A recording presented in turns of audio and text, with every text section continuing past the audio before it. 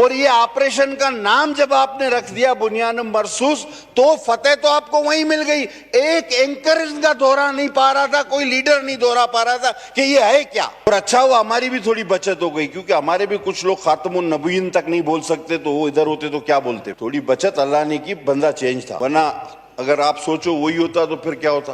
तकरीर एक हारे हुए, डरे हुए, शिकस्त खोरदा, खौफजदा शख्स की एक तकरीर थी, लीडर ऑफ अपोजिशन। वो तकरीर पाकिस्तान के किसी शेरी के शायान शान नहीं। खुदा ना खास्ता उसमें यह कहा गया कि हम तो जंग लड़ नहीं सकते, हमारे पास वसाइल नहीं, हमें गारंटी दी जाए कि जंग कैसे जीतेंगे।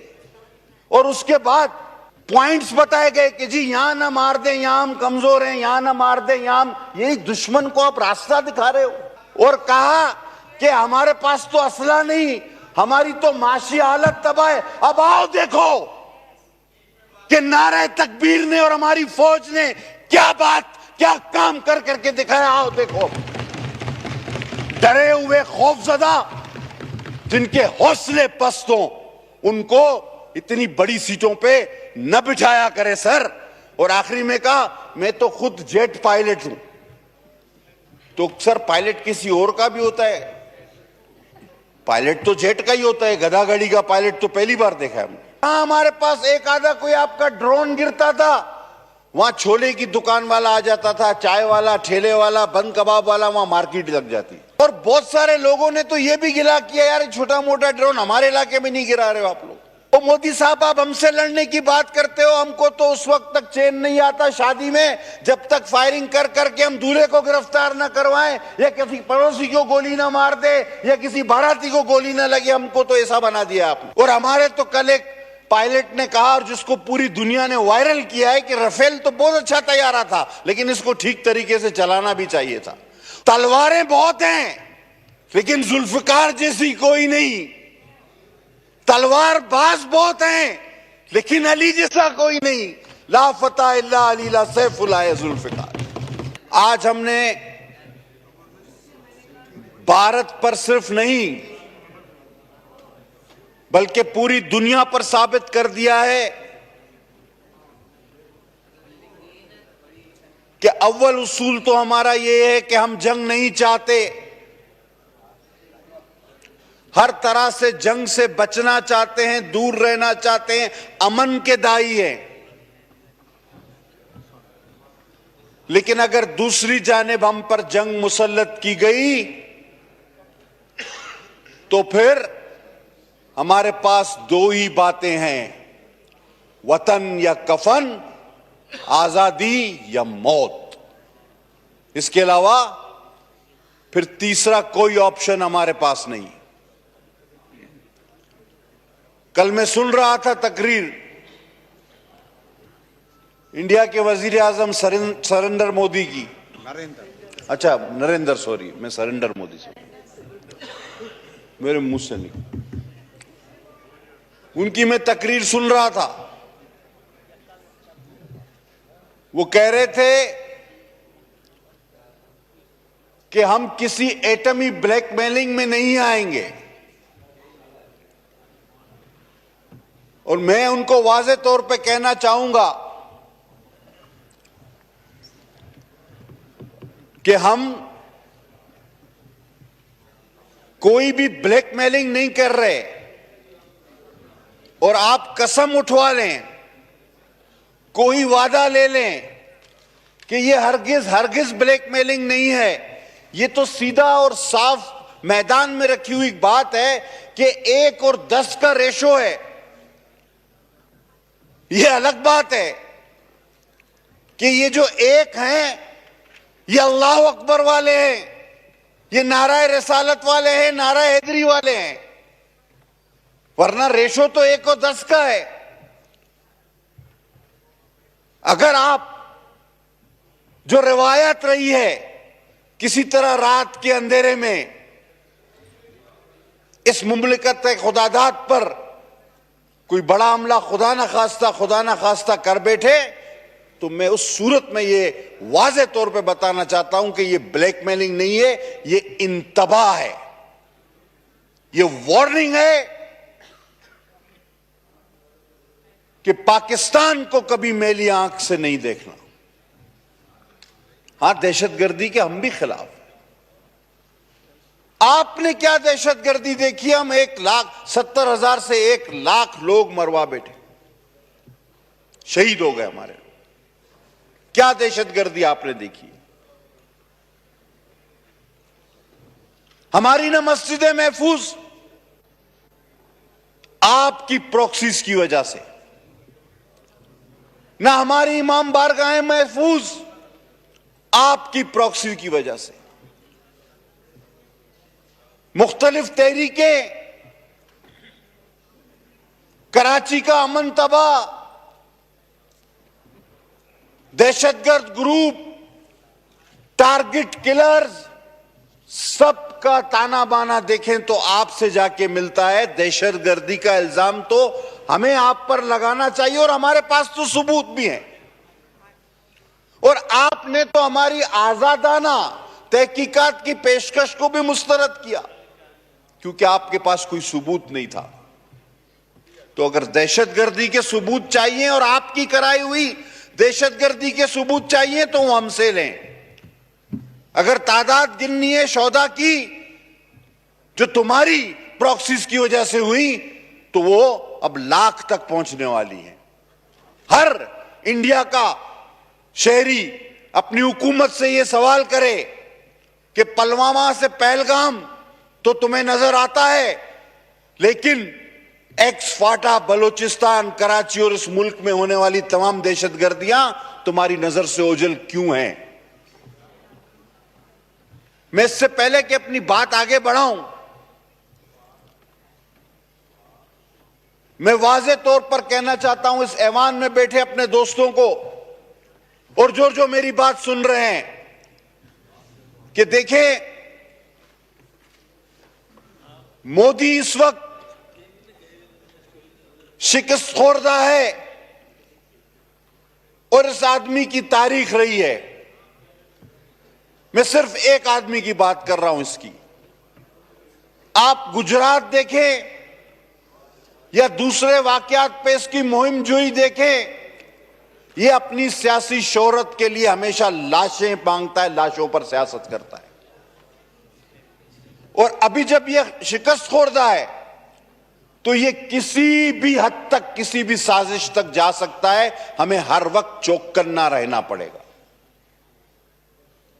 सीज फायर अपनी जगह, जंग बंदी अपनी जगह, लेकिन आज उस मुल्क के अंदर से जो आवाजें उठ रही हैं, मोदी का चेहरा बेनकाब हो रहा है, वो अपनी फेस सेविंग के लिए किसी भी खतरनाक हद तक जा सकता है और हम उसका जवाब देने के लिए भी पूरी तैयार बैठे हुए हैं।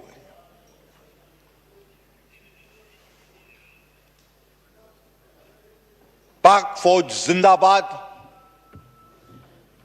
कमाल किया, बड़ा नाज था राफेल पे। अब जिसके शुरू में रा लगे तो उसने तो फेल होना ही है, क्योंकि रा को हम पहले ही कर चुके हैं तबाह।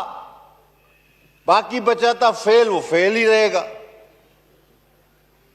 बड़ा खूबसूरत तज्जिया किया था हमारे एक बड़े मशहूर एंकर है वसीम बादामी साहब। उन्होंने कहा जब राफेल गिरा तो फ्रांस का सदर, उसने कहा भाई ये क्या हुआ? जब यहूदियों इजरायलियों के ड्रोन गिरे तो नेतन्याहू चीख पड़ा भाई ये क्या हुआ? और S-400 जब तबाह हुआ तो प्यूटन साहब ने बोला भाई ये क्या हुआ? तो वहां से डोनाल्ड ट्रंप फौरन भागे, बोले अभी अगला मेरा नंबर है, कोई चीज मेरी ना गिरा दे, ये पकड़ो इनको। तो वो बीच में कूद पड़े। उन्होंने कहा भाई झगड़ा वगड़ा मत करो।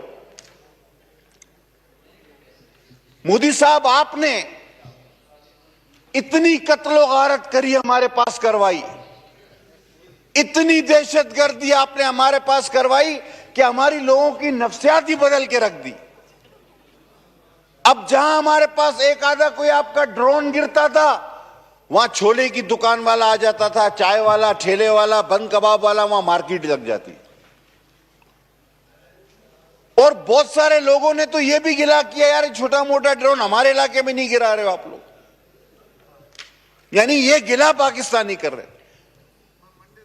ओ मोदी साहब, आप हमसे लड़ने की बात करते हो, हमको तो उस वक्त तक चैन नहीं आता शादी में जब तक फायरिंग कर करके हम दूल्हे को गिरफ्तार ना करवाएं, या किसी पड़ोसी को गोली ना मार दे, या किसी बाराती को गोली ना लगे। हमको तो ऐसा बना दिया आपने, हम तो अपनी शादियों में भी ये करते फिरते। आपने हमारी नफ्सियात के साथ गुज़िश्ता 30 साल से 40-50 साल से जो प्रॉक्सीज की हैं, आपने हमें खुद नाकाबिल तस्खीर बना दिया। अल्लाह ने बनाया, उसके बाद तुम्हारा भी इसमें बड़ा हिस्सा है।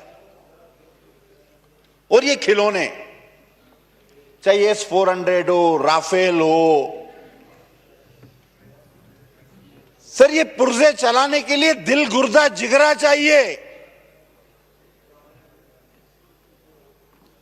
ये कोई छोटा मोटा तैयारा नहीं था, ये सिस्टम अरबों डॉलर के कोई छोटे मोटे चीजें नहीं थी। लेकिन चलाने के लिए भी तो दिल गुर्दे वाला कोई बहादुर शख्स चाहिए ना। अब बंदूक भी हर आदमी नहीं चला पाता। और हमारे तो कल एक पायलट ने कहा, और जिसको पूरी दुनिया ने वायरल किया है, कि राफेल तो बहुत अच्छा तैयारा था, लेकिन इसको ठीक तरीके से चलाना भी चाहिए था। और अब दुनिया सोचे कि अपनी कोई भी टेक्नोलॉजी भारत को देने से पहले ये सोचे कि भाई ये टेक्नोलॉजी के साथ साथ तुम्हारी भी बेइज्जती करवाएंगे हम। सर, उस मीडिया पर कितनी मुझे हंसी आई जिसने 4 बार पूरे कराची को तबाह किया। भला कराची तबाह हो चुका है और हम कराची में ही थे। मैं फिर उठ के देखता था कि अब, और खासकर हमारे हल्के का जिक्र समुंदर की तरफ से,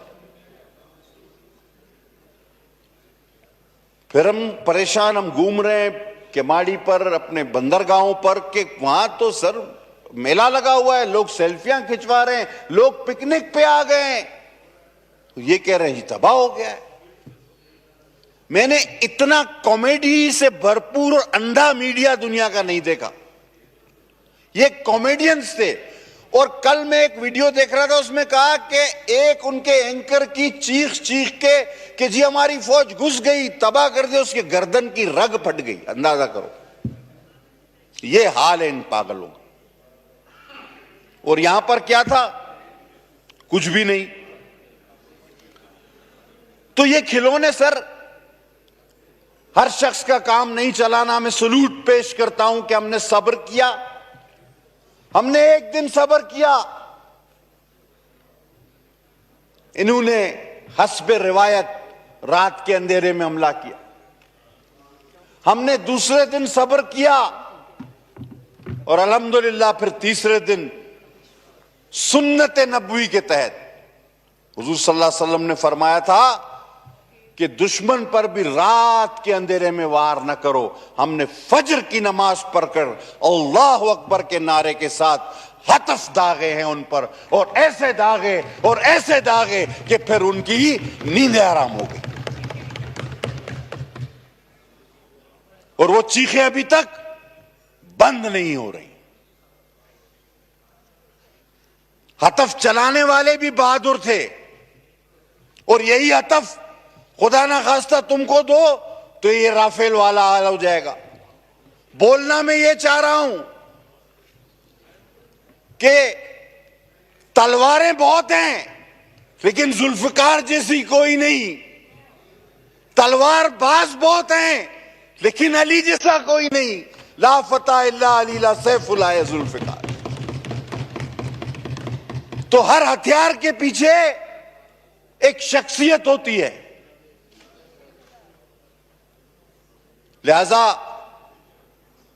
इस ऐवान अपने हल्के की नुमाइंदगी करते हुए मैं पाक फौज, बिलखुसूस फजाइया, सिपह सालार तमाम पाकिस्तान की सियासी जमातों को खिराज तहसीन पेश करता हूं कि उन्होंने वो अमली मुजाहरा किया इत्तेहाद और यकजहती का कि शायद तारीख में उसकी मिसाल न मिले। और अल्हम्दुलिल्लाह मैं अपनी पाकिस्तान पीपल्स पार्टी की तारीख पर भी बड़ा फख्र करता हूं। आज अगर मोदी कहता है कि मैं एटम बम की ब्लैकमेलिंग में नहीं आऊंगा, तो फिर मैं कहता हूं ये ब्लैकमेलिंग नहीं है, ये आपका और हमारा जो रकबे और तादाद का फर्क है उसके हवाले से एक इंतबा है और मेरे कायद शहीद जुल्फकार अली भुट्टो का दिया हुआ तोहफा है। आज मिसाइल, अगर मिसाइल टेक्नोलॉजी पाकिस्तान के पास है तो मेरी शहीद कायद मोहतरमा बेनजीर भुट्टो का तोहफा है। और ये JF-17 थंडर जिसने राफेल गिराया, ये भी जब प्राइम मिनिस्टर गिलानी साहब थे तब हमारे बेड़े में शामिल हुए। अल्हम्दुलिल्लाह ये तारीख है मेरी पीपल्स पार्टी की। और सर मैं आखिरी में ये बात करूंगा कि ये बुनियान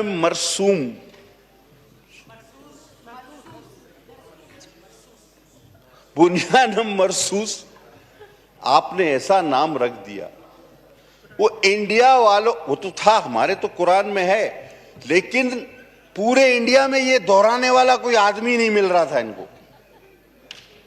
और ये ऑपरेशन का नाम जब आपने रख दिया बुनियान मरसूस, तो फतेह तो आपको वहीं मिल गई। एक एंकर इनका दोहरा नहीं पा रहा था, कोई लीडर नहीं दोहरा पा रहा था कि ये है क्या। और अच्छा हुआ हमारी भी थोड़ी बचत हो गई, क्योंकि हमारे भी कुछ लोग खातमुन नबीयीन तक नहीं बोल सकते, तो वो इधर होते तो क्या बोलते। फिर थोड़ी बचत अल्लाह ने की, बंदा चेंज था, वरना अगर आप सोचो वही होता तो फिर क्या होता।